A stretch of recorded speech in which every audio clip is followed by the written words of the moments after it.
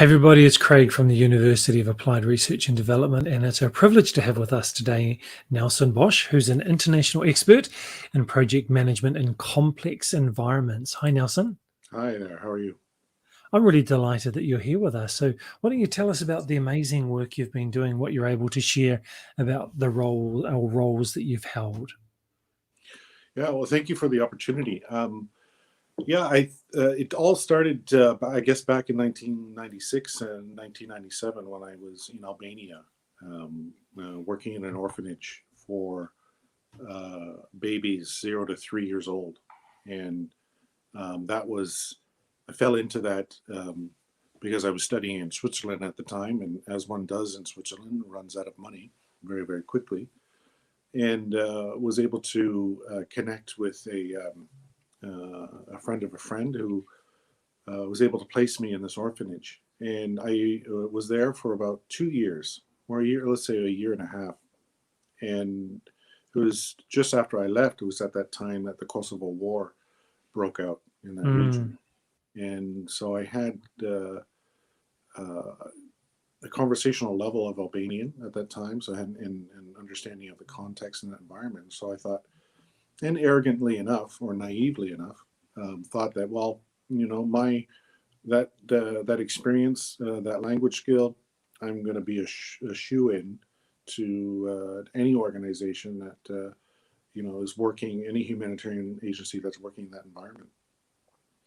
Well, a year later, after sending out CVs and the such, there was no takers, um, and that prompted me for the first time.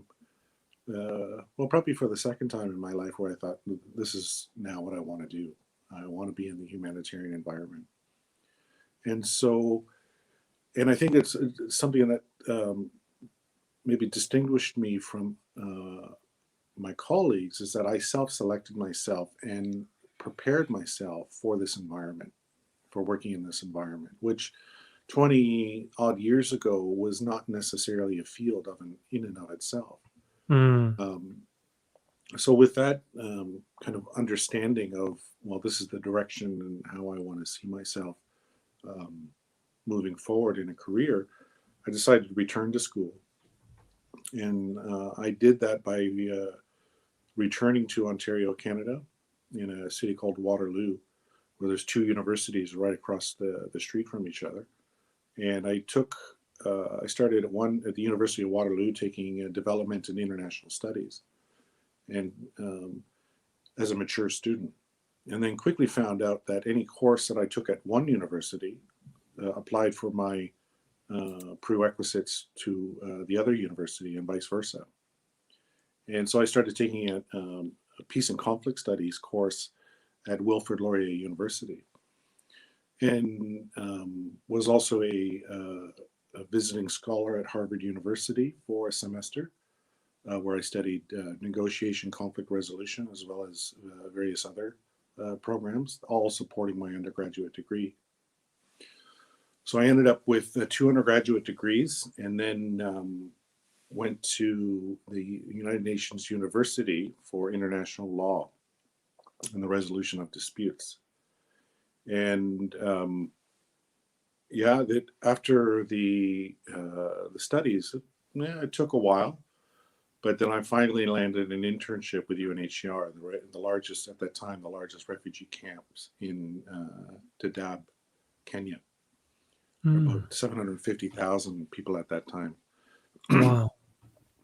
And it was also during that time, and a little bit prior to that, I had signed up for a Canadian roster for experts in this field, and was contacted in early 2005, asking about my contact details and location for an interview with the UN Migration Agency for a position in Indonesia.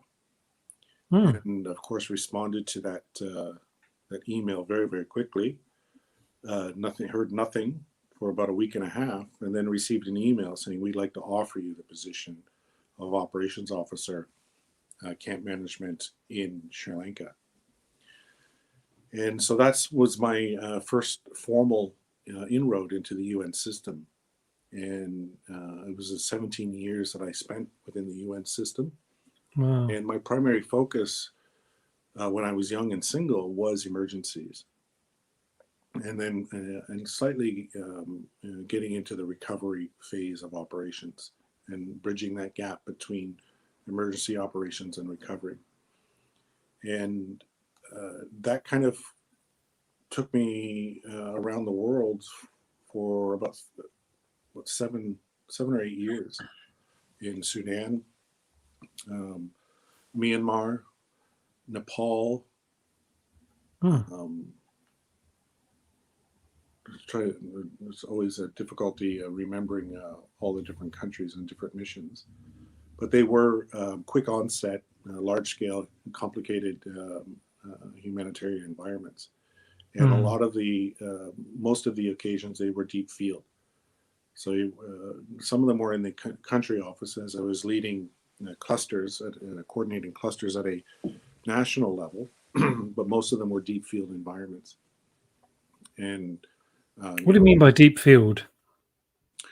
Deep field is, well, there's always a relative understanding of field. You know, if you're in Geneva, you say, well, I'm going to the field. I'm going on TDY to the field. It means you're going to a country office like Jakarta, or, you know, going to Nairobi, if you will, going to the field. But if you're stationed in Nairobi, and you say, I'm going to the field, you're going to one of the camps, the refugee camps. And when I say I'm going into the deep field, an example in Sudan, where we'd have these UN kind of conclaves, bases all throughout the country, because the UN DPKO mission was there at the time. And so you would have a tent or a modified shipping container, living on a generator, bottled water, and very limited access to many things. So deep field to me is when you're further separated from a you know, a less organized or less placed mission. So you, the country offices will always be well established, and then the field offices will be less so. And then once you leave the field offices, then you got a Land Cruiser and a satellite phone in your wits to get you through the day. Right. And I always enjoyed those environments. That was my cup of tea, if you will, until I got married and had kids, and that can't really drag a family into quick onset environments and organized schools, and so yeah, life changed after that, and I was more stabilized in Indonesia, where I'd been placed for the last 8 years, and responding to the emergencies that Indonesia tends to face on a monthly basis sometimes. So, where were you based in Indonesia? From 2012 to 2019. Okay, and was that in Jakarta or somewhere else? It was in Makassar and Sulawesi, where the this morning the earthquake, 7.4 earthquake hit. 5 years in Makassar, and then in South Sulawesi, and then the rest of the time in Jakarta. But then deploying to emergencies from there, for example, in brief missions to PNG, Papua New Guinea, to Vietnam, to floods, weather events in Vietnam, and then the 2018 Palu earthquake, tsunami, and liquefaction event, which was quite a significant, one of the most significant responses that I was a part of in terms of scale and harm. Nelson, I wanted to ask you, you mentioned about making that transition or that shift from response to recovery.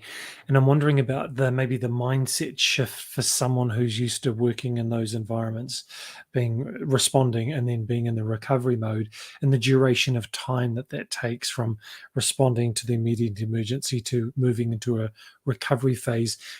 Is that a difficult shift? No, I don't think it is. Well, it is if one chooses to silo the response. and to break it up into parts. And Mm-hmm. so if you break it up into parts, then you're looking from the quick onset, you're immediately looking at, examining HR issues. You need a lot of people on the ground very quickly. You're looking at logistics, both foreign and domestic, foreign military assets, the cooperation with foreign military assets if required. So there's that immediate,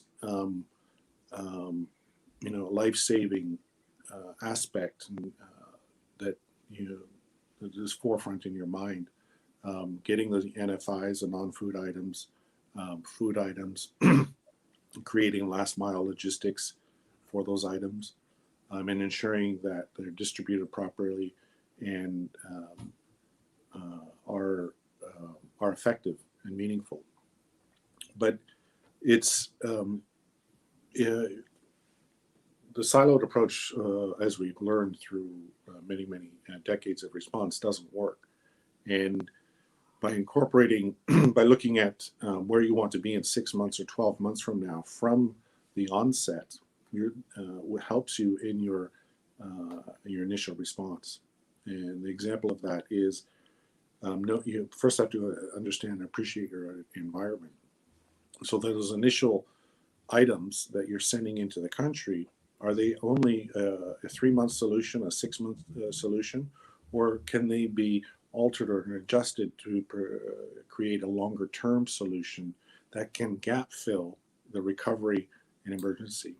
So for example, if you're looking at substandard tents or tarpaulins that do not meet international standards, which these are, it is very well documented what are these standards and minimum requirements for putting up or providing an NFI toolkit, if you will. You can modify that to the environment so that the tools and the items provided have a more lasting effect and are acceptable to the environment. If you're looking at tropical environments, for example, you're not necessarily, the items you're going to bring in are going to be different from a seasonal environment. So if you're going to bring in tents, you want to bring in seasonal tents that can accommodate the adjustment in the environment in order to bridge to that transitional phase between recovery and long-term recovery. And the industry looks at that, providing, if you just look at the shelter sector, for example, immediate onset, short-term, 3 to 6 months. Then you look at transitional shelter, and then you look at permanent, semi-permanent shelters.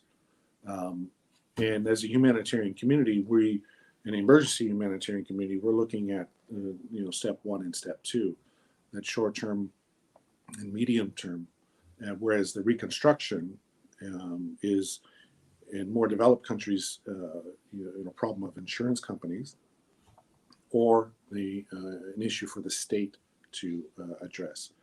Because at the end of the day, when you're looking at a widespread disaster affecting permanent shelters, the reconstruction of those shelters, there's no donor in the world that has that kind of money or will, and if they do, the political willingness to depart with those funds in order for each individual household to be reconstructed to pre-event status. It's just something that doesn't happen within the humanitarian community. Now, that's making a distinction between the inherent actors, part of the host country, and external actors coming in.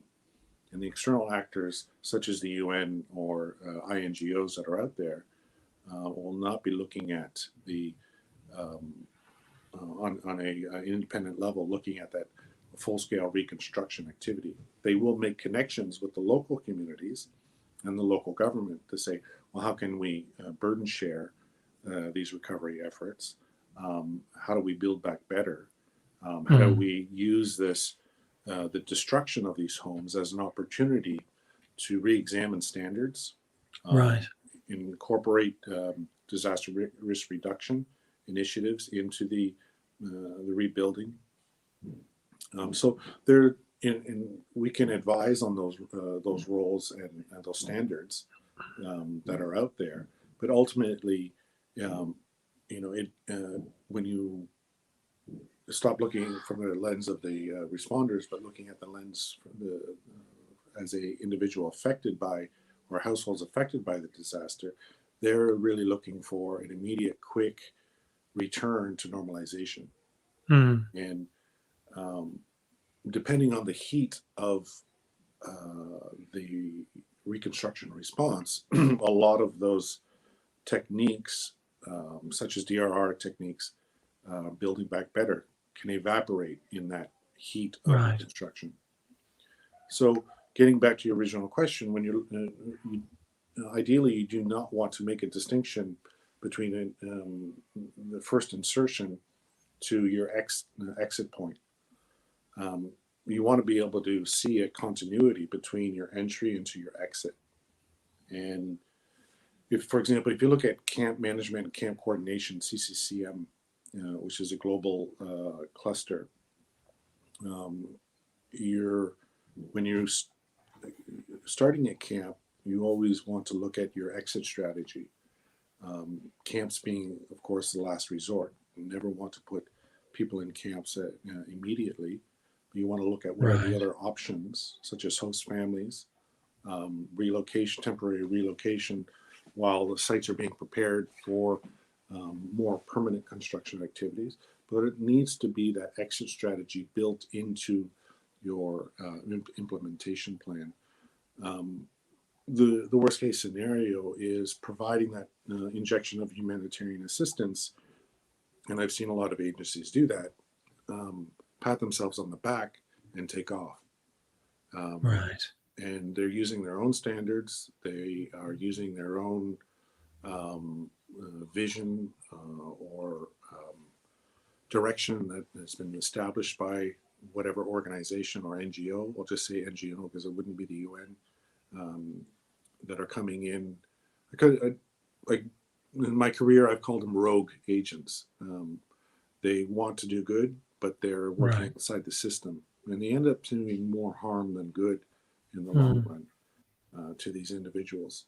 And they make lives for more coordinated efforts, such as the UN and the international community, because when they work outside the fringe, it can be, I'll agree with them, it's much easier and it's much quicker to go in, ignore the coordination meetings, ignore the standards that have been established by the local government in those meetings, work independently, make beneficiaries really, really happy, but then move out. And so then if there's any issues or concerns later on, it's those who are staying longer, who are committed to a plan and a strategy, that kind of have to clean up those messes. Right. You mentioned about thinking about the opportunities, and I know that in an emergency or a disaster, it's not the right thing to say, let's look on the bright side, but there are those opportunities that you can see, like building houses in a more sustainable way or a safer way, or establishing a school in a less dangerous environment, which comes from learning over time, knowledge that you develop, that subject matter expert knowledge that you have. So can you give us an idea of an experience that you've been in and some key learnings in a particular situation? A situation whereby, sorry, could you just clarify that last bit a second? Yeah, so give us an example of a disaster response you've been in where you've picked up some key learnings that have stuck in your mind. Yeah. The key learning opportunities from a disaster. It's hard to tether them apart because when hindsight is always 20/20, right? And me personally, I have it in the mindset where you're presented with a challenge or a barrier or an obstacle, and the way you approach that problem, issue, crisis in your own language and the own methodology, the mentality that you bring to the table that is associated with your language, predicts an outcome. So if, for example, in Sri Lanka after the tsunami, the Asian tsunami of 2004, the Sri Lankan government saw the disaster as an opportunity. And the opportunity was that, well, pre-tsunami, there was a railway all the way around the coast of the island, and then there was a sand beach on the other side, and then the road on the opposite side, and there were fishing huts and communities all established throughout that the railway line. Well, the railway line was completely destroyed, and the Sri Lankan government decided, well, we're going to build an exclusive zone from the railway to the beach to make it more touristy, for example, and bring more income once there was a recovery, once the country had recovered from the disaster. Of course, that presented a lot of land right issues to the international community, especially in the shelter reconstruction sector. Because you're not just looking at reconstructing of a home, but you're looking at who has the traditional land rights and either traditional or legal claim to that land. And when those disasters occur, a lot of the documentation cannot be found for the individuals to prove that the land was in their family for generations. And so when you're presented with an opportunity like that, then it's not like, okay, well, what do we do, and throw our hands up in the air. Then it's more community consultation with hand in hand with the local government, saying, okay, well, here is your requirement, but here are the needs of the community. And so how do we look at forward planning, urban planning, land use rights to meet the needs of the beneficiaries, as well as the standards of the host government. And then you can see if there's a political will at the capital from the humanitarian community to build up and build back better with proper urban planning with utilities, pockets of fishing communities that still have access to their livelihoods, their main livelihoods, while maintaining the standards of the local government. So it's all the challenges that are thrown at you need to be seen as opportunities for betterment, with always the view of ensuring that the beneficiary is at the heart of your discussion, and that those are positive outcomes to the beneficiaries, and that ultimately, in the end, the humanitarian principle of do no harm. Right. That's nice. Beneficiaries at the heart. So just as we wrap up, Nelson, for those people who wish to work in the sector or the area that you work in, which I would classify as the sharp end of the stick out there, what would you say would be some learnings or some qualifications or some experiences that people should build into their practice before they come and join you?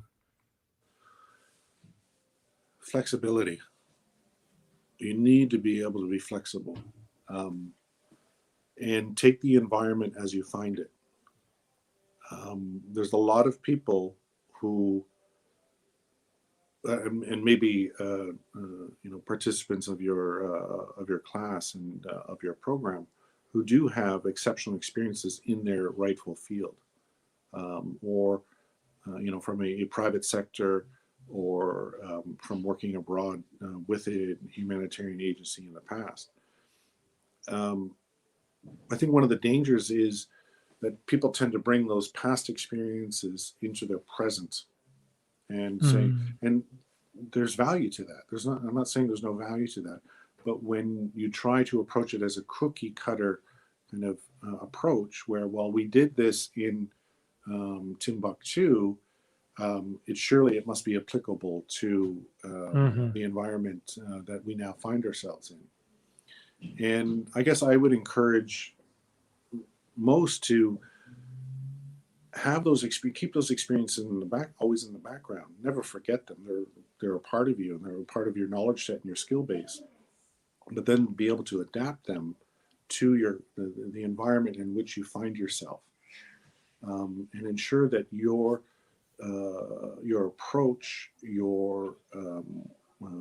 from speaking with local communities to beneficiaries to local governments, that you're bringing that skill set to accommodate to their environment. And I've seen a lot of many situations where you can really turn people off very, very quickly by voicing. You imagine in an environment where there's a lot of stress, a lot of affected individuals. Local government is very proud. You remember that they're in their own country. Their sovereignty is still intact. But then to be able to say, well, we did this in this country and it worked there, so it must work here in this environment. It's a surefire way of setting off a lot of people very, very quickly. That's really good. Look, Nelson, I do want to thank you for your time. I just really appreciate that you have so much experience out there in the field and your willingness to share it. And I hope that there are many more opportunities for you to share with many other universities and trainers and organizations to make sure that people are well prepared for going into environment. So thank you so much for your time. No, I thank you, and I would appreciate any opportunity there might be for future dialogue or any particular issues or questions that may pop up in the future that I might be able to provide some input or insight on. Wonderful. Thank you. Please don't go anywhere. So we're going to have a little chat after we wrap up. And for those of you that are watching the recording, maybe you're not already in our program and you're catching us on LinkedIn or on Facebook or on YouTube, and you're an emergency manager, and like most emergency managers, you have your big binder full of courses and certificates that you've done and completed, but maybe there's not a really clear academic pathway for you to complete your degree, your first degree or your master's. That's why we exist. So uard.org or uard.ac.nz, and we've got our VA funding approved for American veterans and military active service personnel as well. So really look forward to you reaching out to us so we can help you move your career forward. And once again, Nelson, thanks so much for being with us. Thank you.